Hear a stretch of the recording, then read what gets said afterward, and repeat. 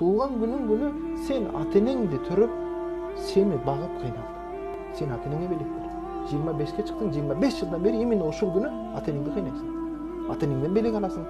Тууган досторуңду алып келип вечер кылып, апаң тамак даярдап кыйналат, атаң продукт ташып кыйналат, досторуң кетирип сен жатып уктайсың, түнү менен апаң ошону идишти жууп кыйналат. 25 жылдан бери ушул күнү кыйналат. Келгиле акылыңарды иштеткиле, керек болсо туулган күнүңөр күнү Кудайга шүгүр келтирип, адаттагы 5 убакыт намаздан көп нафил намазды кошумча окугула, сооп садакаларды көбүрөөк кылгыла, белекти ата энеңден тарап кылбай, ата энеңе белек бер, ата энеңе кызмат кыл. Дедим эле. Бир бала ушул эфиримди көрүп калыптыр. Анан бир күн телефон чалдым. Ыйладым катын окуган. Майке, сиздин сабагыңыздан кийин таасирлендим. Ушунча жыл ата энемден белек алып жүрүптүр. Мен бул жылы туулган күнүмө ата энеме белек кылайын, Аллахтын ыраазычы үчүн белек кылайын деп ойлонуп, атам менен апамды ушул жылы ажыга жөнөттүм. Ажыдан келгенде келиңиз деп кайтышты. Карасаңыз, мен ыйладым. Чындап эле.